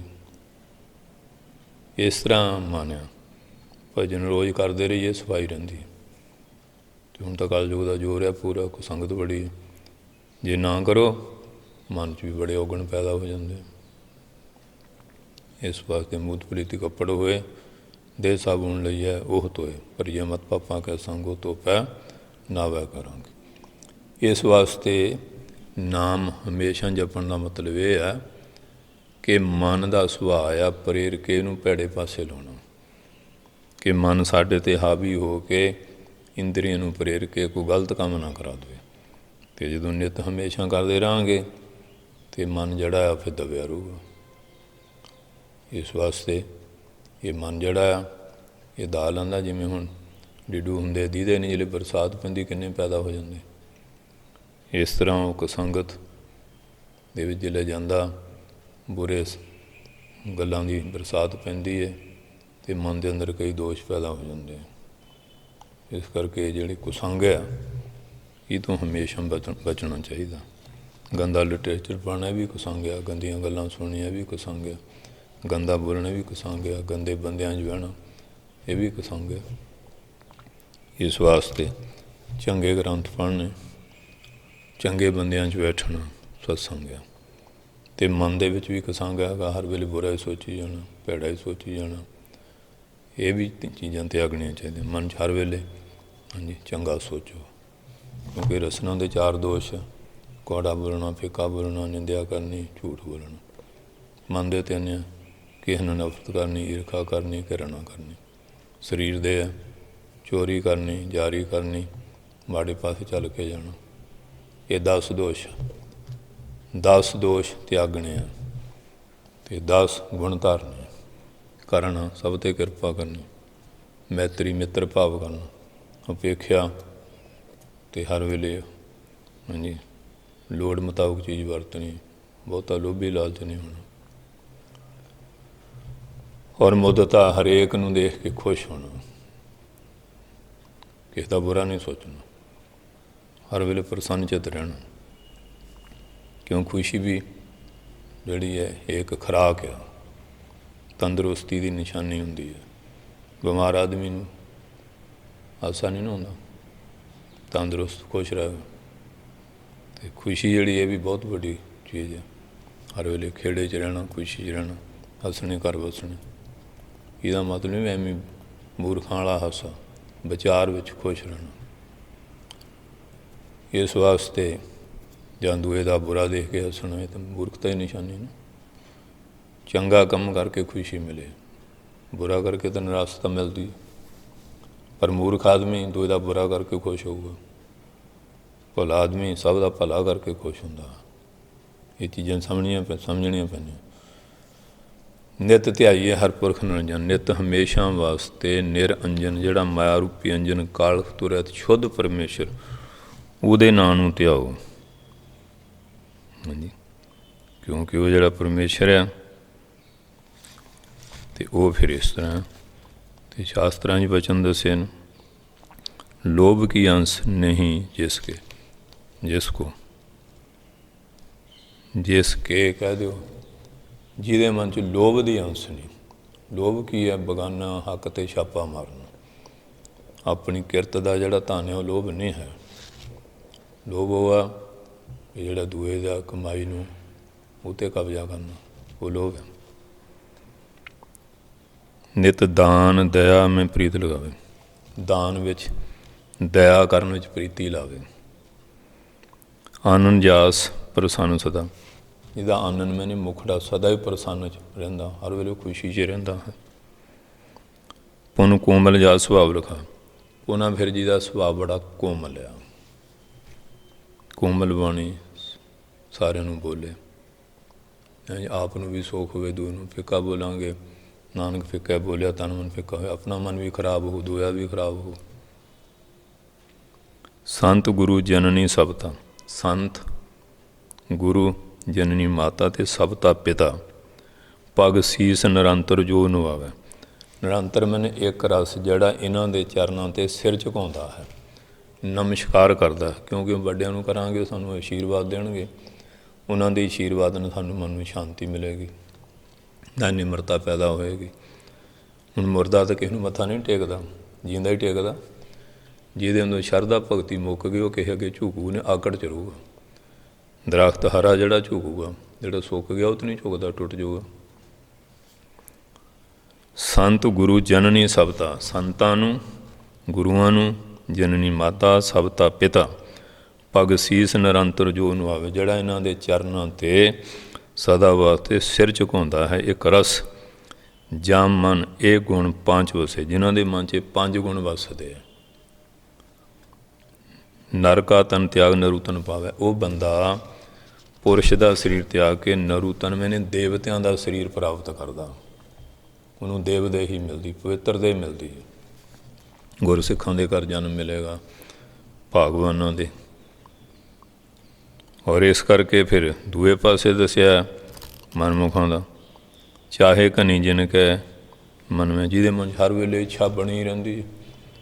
ਹਾਂਜੀ, ਹਰ ਵੇਲੇ ਲੜਾਈ ਝਗੜੇ 'ਤੇ ਉਤਰਿਆ ਰਹਿਣਾ, ਮਾੜਾ ਹੀ ਬੋਲੀ ਜਾਣਾ, ਗਾਲਾਂ ਹੀ ਕੱਢੀ ਜਾਣੀਆਂ, ਬੁਰਾ ਹੀ ਸੋਚੀ ਜਾਣਾ, ਮਾੜਾ ਹੀ ਸੋਚੀ ਜਾਣਾ।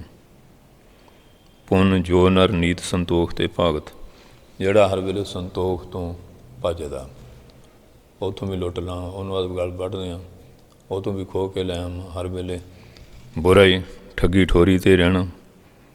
ਜੋ ਸੁਪਨੇ ਮੈਂ ਮੁੜ ਰਹੇ, ਜਿਹੜਾ ਸੁਪਨੇ 'ਚ ਵੀ ਮੁੜ ਰਹਿੰਦਾ, ਸੁਪਨੇ 'ਚ ਭੈੜੇ ਸੁਪਨੇ ਆਉਂਦੇ ਆ, ਬ੍ਰਹਮਚਰਜ ਭੰਗ ਹੁੰਦਾ ਮਨ ਦੇ ਅੰਦਰ, ਭੈੜੀਆਂ ਬਾਸ਼ਨਾ, ਭੈੜੇ ਖਿਆਲ ਆਉਂਦੇ ਆ।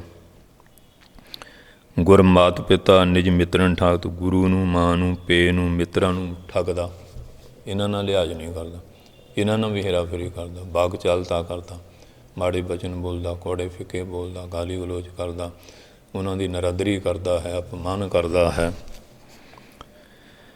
ਜੋ ਨਰ ਆਲਸਵੰਤ ਰਹੇ, ਜਿਹੜਾ ਬੰਦਾ ਹਰ ਵੇਲੇ ਦਲਿੱਦਰੇ ਧਾਰ ਛੱਡਦਾ, ਆਲਸੀ ਬਣਿਆ ਰਹਿਣਾ, ਦਲਿੱਦਰੇ ਧਾਰ ਛੱਡਣਾ, ਹਰ ਵੇਲੇ ਮੰਜੇ ਨੇ ਚਿੰਬੜਿਆ ਰਹਿਣਾ, ਹਰ ਵੇਲੇ ਆਲਸੀ ਰਹਿਣਾ, ਦਲਿੱਦਰ ਰਹਿਣ ਧਾਰਨਾ।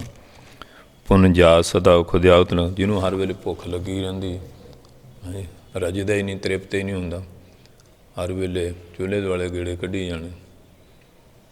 ਉਹ ਮਹਾਂਪੁਰਖ ਨੂੰ ਪੁੱਛਿਆ ਵੀ ਦੇਸ਼ ਤਰੱਕੀ ਨਹੀਂ ਹਿੰਦੁਸਤਾਨ ਕਰਦਾ, ਕਹਿੰਦੇ ਚੁੱਲ੍ਹਿਆਂ 'ਚੋਂ ਨਿਕਲਦੇ ਤਰੱਕੀ ਕੀ ਕਰਨੀ ਹੈ। ਹਾਂਜੀ, ਮਾੜਾ ਸਿਰ ਹੁਣ ਚਾਹ ਬਣਾ ਦਿਓ, ਅੱਜ ਪੂੜੇ ਬਣਾ ਦਿਓ, ਅੱਜ ਆਓ ਕਰ ਲਓ, ਅੱਜ ਆਓ ਕਰ ਲਓ, ਹਰ ਵੇਲੇ ਖਾਣ ਵਾਲੇ ਹੀ ਸੁਰਤੀ ਹੈ। ਜਿਹੜਾ ਬੰਦਾ ਆਲਸਵੰਤ ਰਹਿੰਦਾ, ਦਲਿੱਦਰੀ ਰਹਿੰਦਾ, ਪੁੰਨ ਜਾਤ ਸਦਾ ਖੁਦਿਆਦਕ ਲਾਗਤ, ਜਿਹਨੂੰ ਹਰ ਵੇਲੇ ਭੁੱਖ ਲੱਗੀ ਰਹਿੰਦੀ, ਤ੍ਰਿਪਤ ਹੀ ਨਹੀਂ ਹੁੰਦਾ। ਕਈ ਤੋਂ ਬੱਕਰੀ ਮੂੰਹ ਮਾਰੀ ਜਾਂਦੇ ਨਾ, ਹਰ ਵੇਲੇ ਐਵੇਂ ਖਾਈ ਜਾਣਾ। ਅਤੇ ਜਿਹੜੇ ਸਿਆਣੇ ਬੰਦੇ ਉਹ ਟਾਈਮ ਬੰਨ੍ਹਿਆ ਹੋਇਆ, ਟਾਈਮ ਨਾਲ ਜਲ ਪਾਣੀ ਛਕਣਾ, ਟਾਈਮ ਨਾਲ ਲੰਗਰ ਪਾਣੀ ਛਕਣਾ। ਹਾਂਜੀ, ਇਹ ਖੱਟ ਲਖਣ ਜਾਸ ਵਿਖੇ, ਜਿਹ 'ਚ 6 ਇਹੋ ਜਿਹੇ ਕੁਲੱਖਣ ਬੈ ਟੇਢਣ ਜੋਨਨ ਤੇ ਨਾ ਰਾਗਤ।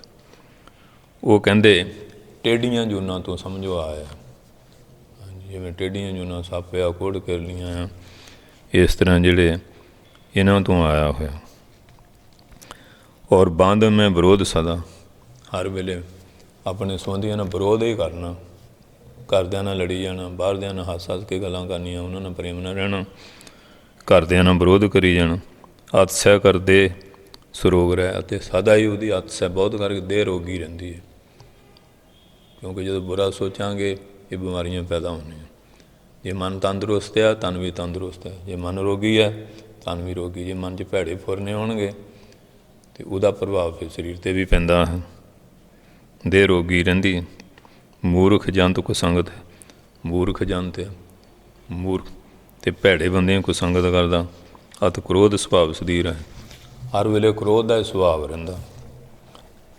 ਅਗਲਾ ਪ੍ਰੇਮ ਨਾਲ ਵੀ ਗੱਲ ਕਹਿ ਤੇ ਲੜਨ ਪੈਂਦਾ, ਉਖੜੇ ਕੁਹਾੜੇ ਵਾਂਗੂ ਪੈਂਦਾ, ਹਰ ਵੇਲੇ ਕ੍ਰੋਧ ਵਿੱਚ ਹੀ ਰਹਿੰਦਾ, ਕਦੀ ਮਨ ਸ਼ਾਂਤ ਕਰਦਾ ਹੀ ਨਹੀਂ। ਜਾਤ ਸਦੀਵ ਗਿਰਾ ਕੁੱਟ ਕੇ, ਜਦੋਂ ਬੋਲੂਗਾ ਕੌੜਾ ਹੀ ਬੋਲੂਗਾ, ਫਿੱਕਾ ਬੋਲੂਗਾ।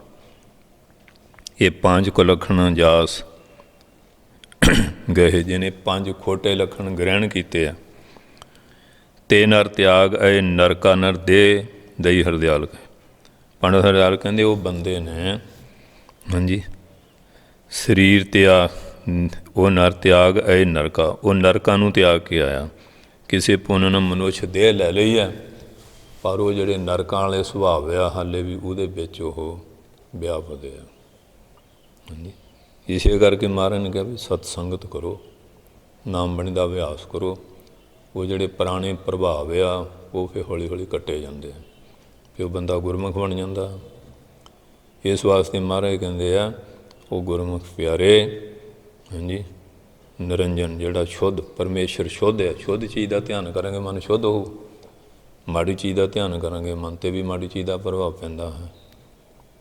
ਇਸ ਵਾਸਤੇ ਨਿੱਤ ਧਿਆਈਏ, ਨਿੱਤ ਹਮੇਸ਼ਾ ਮੈਨੇ ਧਿਆਈਏ ਹਰ ਪੁਰਖ ਨਿਰੰਜਨ। ਹਰੀ ਜਿਹੜਾ ਸ਼ਬਦ ਮੁਹਾਰਿਆਂ ਭਰਿਆ ਕਰਨ ਵਾਲਾ, ਉਹ ਪਾਪਾਂ ਤੋਂ ਰੱਖ ਰੱਖਿਆ ਕਰਨ ਵਾਲਾ। ਨਿਰੰਜਨ ਜਿਹੜਾ ਮਾਇਆ ਰੂਪੀ ਅੰਜਨ ਕਾਲਕ ਤੋਂ ਰਹਿਤ ਸ਼ੁੱਧ ਹੈ। ਰਾਵ ਜੈ ਹਰ ਸਿਮਰਨ ਭਇਆ ਤੈਂ ਉਪਾਦਗਤ ਕੀਨੀ। ਜਿੱਥੇ ਉਹਦਾ ਸਿਮਰਨ ਹੋ ਜਾਂਦਾ ਨਾ, ਉੱਥੇ ਆਦੀ ਵਿਆਧੀ ਉਪਾਧੀ, ਮਨ ਦੇ ਰੋਗ, ਸਰੀਰ ਦੇ ਰੋਗ ਅਤੇ ਬਾਣੀ ਦੇ ਰੋਗ, ਇਹਨਾਂ ਤੋਂ ਗਾਤਮੇ ਨੇ ਛੁਟਕਾਰਾ ਹੋ ਜਾਂਦਾ। ਇਹ ਸਾਰੀਆਂ ਆਦੀਆਂ ਵਿਆਧੀਆਂ ਉਪਾਧੀਆਂ ਜਿਹੜੀਆਂ ਦੂਰ ਹੋ ਜਾਂਦੀਆਂ। ਬਡਭਾਗੀ ਹਰ ਜਪਨਾ, ਇਹ ਜਿੰਨੀਆਂ ਆਦੀਆਂ ਵਿਆਧੀਆਂ ਉਪਾਧੀਆਂ ਗਤ ਨਾਸ ਹੋ ਜਾਂਦੀਆਂ ਨਾ। ਵੱਡਿਆਂ ਭਾਗਾਂ ਵਾਲੇ ਹਰੀ ਦਾ ਨਾਮ ਜਪਦੇ ਆ, ਜਾਂ ਜਿਹੜੇ ਨਾਮ ਜਪਦੇ ਉਹਨਾਂ ਦੇ ਭਾਗ ਵੱਡੇ ਬਣ ਜਾਂਦੇ। ਉਹ ਕਹਾਣੀ ਹੈ ਨਾ, ਕਹਿੰਦੇ ਕੋਈ ਭੰਗਣ ਸੀ, ਉਹ ਰਾਜ ਮਹਿਲਾਂ 'ਚ ਝਾੜੂਗਰ ਦੀ ਸੇਵਾ ਸੀ। ਉਹਦਾ ਪਤੀ ਆਇਆ ਅਤੇ ਰਾਜੇ ਦੀ ਲੜਕੀ ਨੂੰ ਦੇਖਿਆ, ਮਨ ਵਿੱਚ ਭਾਵ ਗਲਤ ਹੋ ਗਿਆ। ਬਾਹਰ ਵੇਲੇ ਖਿਆਲ ਰਹੇ, ਉਹ ਘਰ ਵਾਲੀ ਪੁੱਛਦੀ, ਪਤੀ ਜੀ ਖਾਂਦੇ ਪੀਂਦੇ ਨਹੀਂ, ਕੀ ਗੱਲ? ਉਹ ਕਹਿੰਦਾ ਦੱਸਣ ਵਾਲੀ ਗੱਲ ਨਹੀਂ, ਆਪਣੀ ਰੋਟੀ ਵੀ ਬੰਦ ਹੋ ਜਾਊ ਅਤੇ ਮਾਰੇ ਜਾਵਾਂਗੇ, ਬੱਚਿਆਂ ਦੇ ਜੀਵਨ ਰੁਲ ਜਾਣਗੇ। ਕਹਿੰਦੇ ਤੂੰ ਦੱਸਦਾ ਸੀ, ਕਹਿੰਦੇ ਗਾਂਹ ਨਹੀਂ ਗੱਲ ਕਰਨੀ। ਉਹਨੇ ਫਿਰ ਦੱਸਿਆ ਵੀ ਹਾਂ, ਰਾਜੇ ਦੀ ਲੜਕੀ ਦੇਖੀ ਅਤੇ ਮਨ ਵਿੱਚ ਕੋਈ ਭਾਵ ਗਲਤ ਪੈਦਾ ਹੋ ਗਿਆ। ਉਹਦੇ 'ਤੇ ਵੀ ਅਸਰ ਬੜਾ ਹੋਇਆ ਵੀ ਮੇਰਾ ਪਤੀ ਨਾ ਮਰ ਜਾ। ਉਹਦੀ ਵੀ ਹਾਲਤ ਇਸ ਤਰ੍ਹਾਂ ਦੀ ਹੋ ਗਈ। ਉਹ ਰਾਜਕੁਮਾਰੀ ਬੜੀ ਵਿਦਵਾਨ ਸੀ, ਸੰਤਾਂ ਦੀ ਸਤਸੰਗਣ ਸੀ, ਬਹੁਤ ਨੇਕ ਸੁਭਾਅ ਸੀ। ਉਹ ਕਹਿਣ ਲੱਗੇ ਤੂੰ ਰਾਜਿਆਂ ਦੀ ਭੰਗਣਿਆਂ 'ਤੇ ਤੇਰਾ ਸਰੀਰ ਦਿਨੋਂ ਦਿਨ ਡਿੱਗਦਾ ਜਾਂਦਾ। ਕਹਿੰਦੇ ਮਹਾਰਾਜ ਦੱਸ ਨਹੀਂ ਸਕਦੀ। ਕਹਿੰਦੇ ਦੱਸ, ਕੋਈ ਗੱਲ ਨਹੀਂ। ਹੁਣ ਪਤੀ ਆਪ ਪੁੱਛਿਆ, ਹੁਣ ਦੱਸਿਆ ਮਹਾਰਾਜ ਫਿਰ ਇਸ ਤਰ੍ਹਾਂ ਮੇਰੇ ਪਤੀ ਦੇਵ ਆਏ ਸੀ ਅਤੇ ਜਵਾਨ ਉਮਰ ਆ, ਪ੍ਰਭਾਵ ਗਲਤ ਮਨ 'ਚ ਆ ਜਾਂਦੇ ਆ। ਫਿਰ ਤੁਹਾਨੂੰ ਦੇਖਿਆ ਅਤੇ ਉਹਦੇ ਮਨ 'ਚ ਕੋਈ ਗਲਤ ਭਾਵਨਾ ਆ ਗਈ। ਉਹ ਬੜੀ ਸਿਆਣੀ ਸੀ। ਉਹ ਕਹਿਣ ਲਈ ਕੋਈ ਗੱਲ ਨਹੀਂ, ਇਹ ਜਵਾਨੀ ਚੱਲ ਮਸਤਾਨੀ ਅਵਸਥਾ ਹੁੰਦੀ ਆ, ਮਨ 'ਚ ਹੋ ਜਾਂਦਾ, ਕੋਈ ਗੱਲ ਨਹੀਂ। ਉਹਨੂੰ ਮੰਤਰ ਦੱਸਿਆ ਅਤੇ ਉਹਨੂੰ ਕਿਹਾ ਮੰਤਰ ਜਪਣਾ, ਜੰਗਲ 'ਚ ਰਹਿਣਾ, ਕਿਸੇ ਨੂੰ ਬੋਲਣ ਚੱਲਣਾ ਨਹੀਂ। ਕੋਈ ਖਾਣ ਨੂੰ ਦੇ ਜਾ ਖਾਣਾ, ਨਹੀਂ ਤਾਂ ਰੱਬ ਆਸਰੇ ਰਹਿਣਾ। ਉਹ ਬਸ ਭਜਨ ਕਰਦਾ ਰਿਹਾ। ਭਜਨ ਕਰਦਿਆਂ ਕਰਦਿਆਂ ਮਨ ਸ਼ੁੱਧ ਹੋ ਗਿਆ। ਬੜੀ ਦੂਰੋਂ ਲੋਕ ਆਉਣ ਲੱਗ ਪਏ, ਫਲਾਣੇ ਕੋਈ ਮਹਾਤਮਾ ਆਇਆ, ਹੁਣ ਦੇਖਣਾ ਹੀ ਮਾਇਆ ਪਦਾਰਥ, ਕੋਈ ਲੈ ਜਾਏ ਕੋਈ ਚੁੱਕ ਜਾਏ। ਇਹ ਗੱਲ ਰਾਜ ਮਿਲਣ ਚਲੇ ਗਈ ਰਾਜੇ ਨੂੰ। ਰਾਜਾ ਵੀ ਦਰਸ਼ਨ ਗਿਆ, ਉਹਨੂੰ ਫਿਰ ਵੀ ਨਹੀਂ ਦੇਖਿਆ। ਫਿਰ ਉਹ ਰਾਜਕੁਮਾਰੀ ਨੇ ਰਾਜ ਤੋਂ ਆਗੇ ਮੰਗੀ, ਜਦੋਂ ਗਈ ਉਹਨੂੰ ਉੱਠ ਕੇ ਲੰਬੇ ਪੈ ਕੇ ਦੰਡਵਤ ਪ੍ਰਣਾਮ ਕੀਤੀ। ਕਹਿੰਦੇ ਮੈਨੂੰ ਬਖਸ਼ ਦਿਓ, ਮੇਰੇ ਮਨ 'ਚ ਮਾੜਾ ਭਾਵ ਪੈਦਾ ਹੋਇਆ ਸੀ। ਤੁਸੀਂ ਜਿਹੜਾ ਮੰਤਰ ਦਿੱਤਾ ਉਹਦੇ ਨਾਲ ਮੇਰੇ ਅੰਦਰੋਂ ਸਾਰੇ ਬੇਕਾਰ ਦੋਸ਼ ਦੂਰ ਹੋ ਗਏ।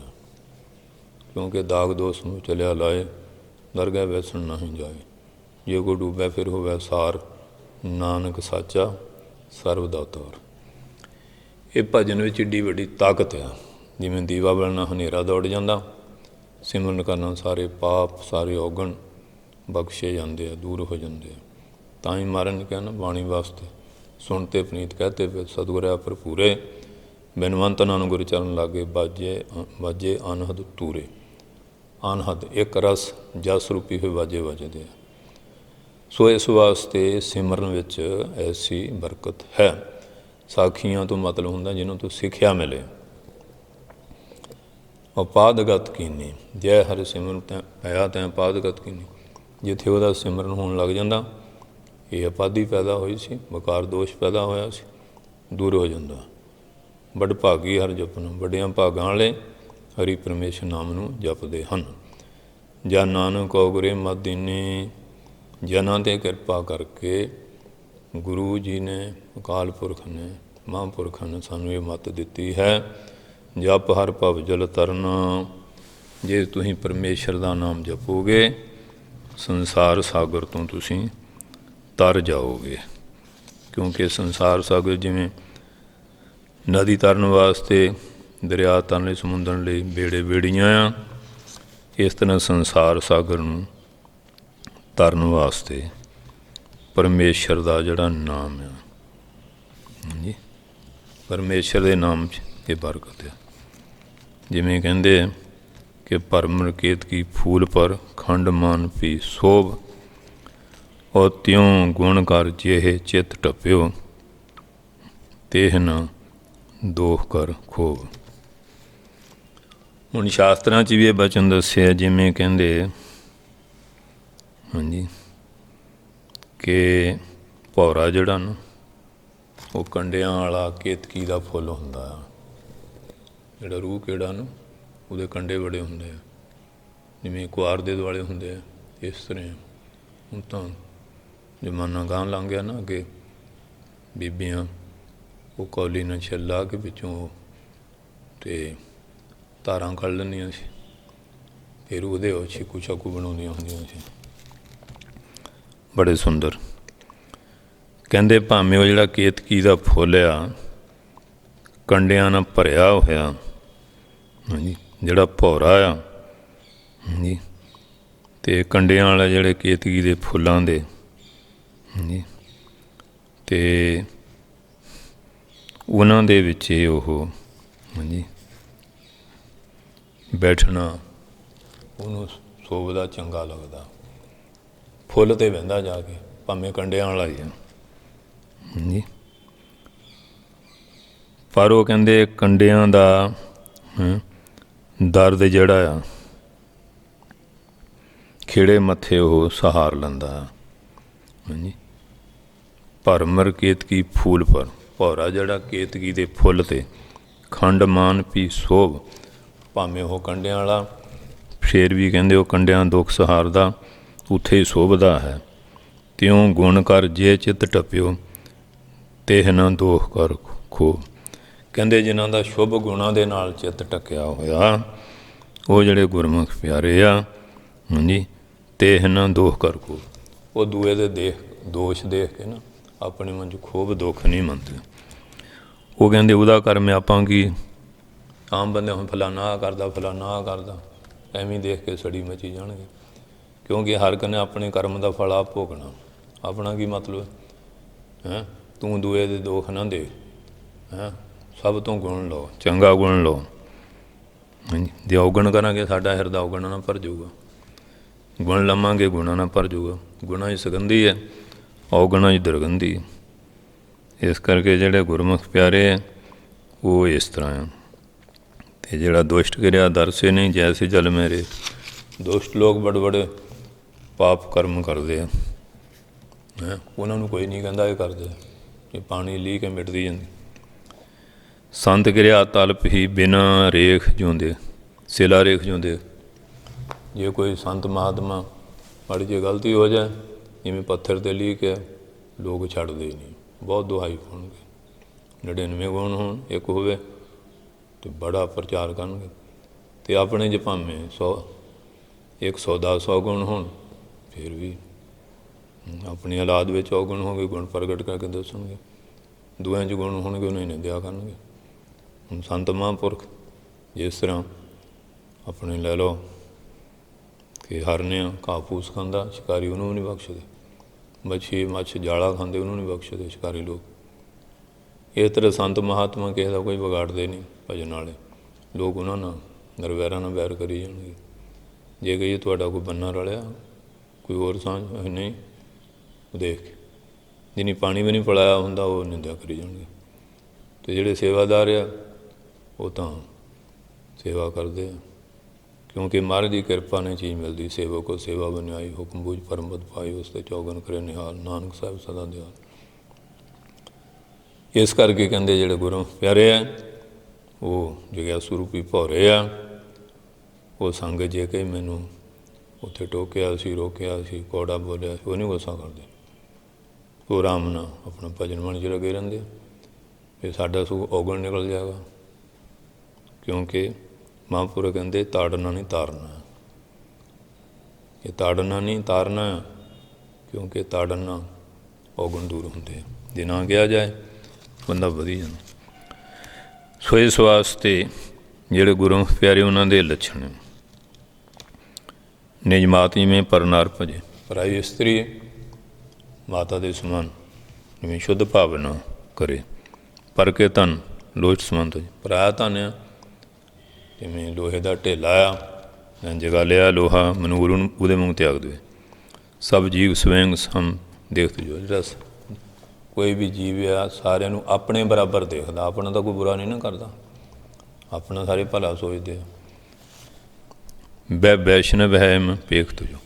ਉਹ ਕਹਿੰਦੇ ਵੈਸ਼ਨਵ ਸਾਧੂ ਖਿਆਲ ਦਾ ਬੰਦਾ ਜਿਹੜਾ ਇਸ ਤਰ੍ਹਾਂ ਦੇਖਦਾ, ਸਾਰਿਆਂ ਦੇ ਅੰਦਰ ਬ੍ਰਹਮ ਦ੍ਰਿਸ਼ਟੀ ਕਰਦਾ, ਕਿਸੇ ਦੇ ਔਗਣ ਨਹੀਂ ਦੇਖਦਾ। ਇਹਦਾ ਮਤਲਬ ਇਹਨੂੰ ਉਹਨੂੰ ਔਗਣਾਂ ਦਾ ਗਿਆਨ ਆ, ਪਰ ਉਹ ਆਪਣੇ ਮਨ ਨੂੰ ਮੈਲਾ ਨਹੀਂ ਕਰਦਾ।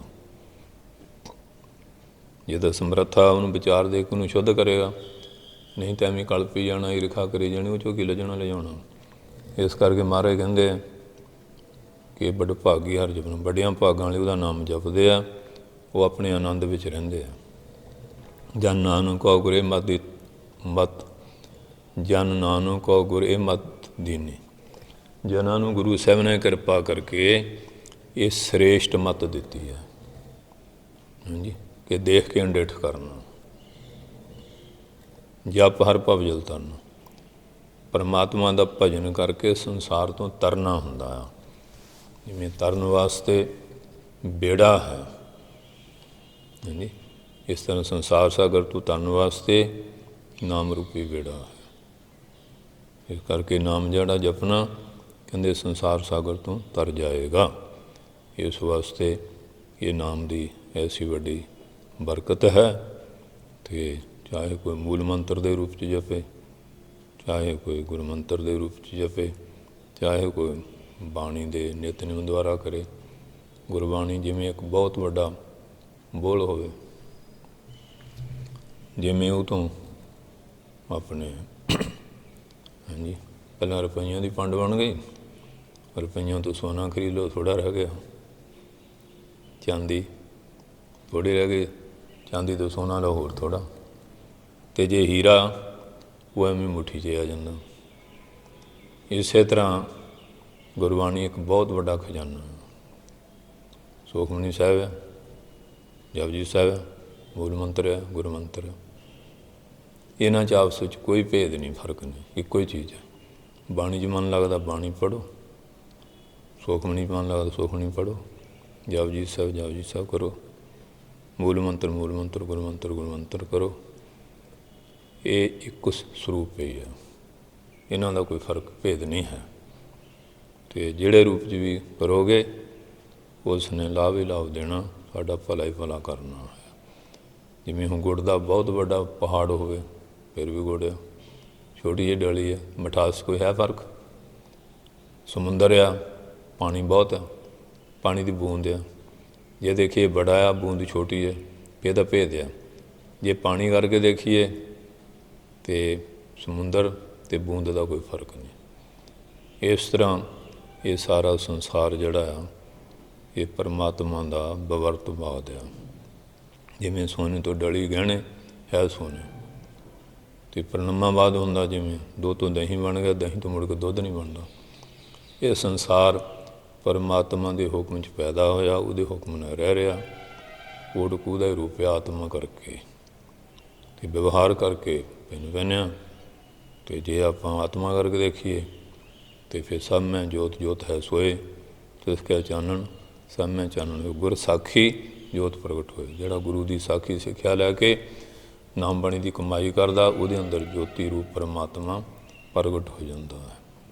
ਕਿਉਂਕਿ ਉਹਨੂੰ ਕਿਹਾ ਕਿ ਉਹ ਐਂ ਜੋਤੀ ਪੁਰਸ਼ ਆ, ਉਹ ਪਰਮਾਤਮਾ ਜੋਤੀ ਪੁਰਸ਼ ਜੋਤ ਸਰੂਪ ਹੈ। ਇਸ ਕਰਕੇ ਉਹ ਸਾਰਿਆਂ ਦੇ ਅੰਦਰ ਲੱਟ ਜਗ ਰਹੀ ਹੈ, ਪਰ ਉਹਦੇ ਦੁਆਲੇ ਪਾਪ ਕਰਮਾਂ ਦੀ ਧੁੰਦ ਆਈ ਹੈ।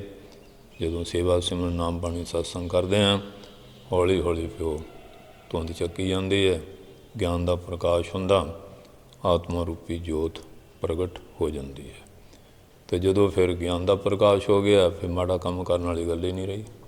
ਅਗਿਆਨਤਾ ਜੇ ਮਾੜੇ ਕੰਮ ਕਰਦਾ, ਜਦੋਂ ਗਿਆਨ ਅਵਸਥਾ ਹੋ ਗਈ ਫਿਰ ਤਾਂ ਆਨੰਦ ਸਰੂਪ ਹੋ ਜਾਂਦਾ।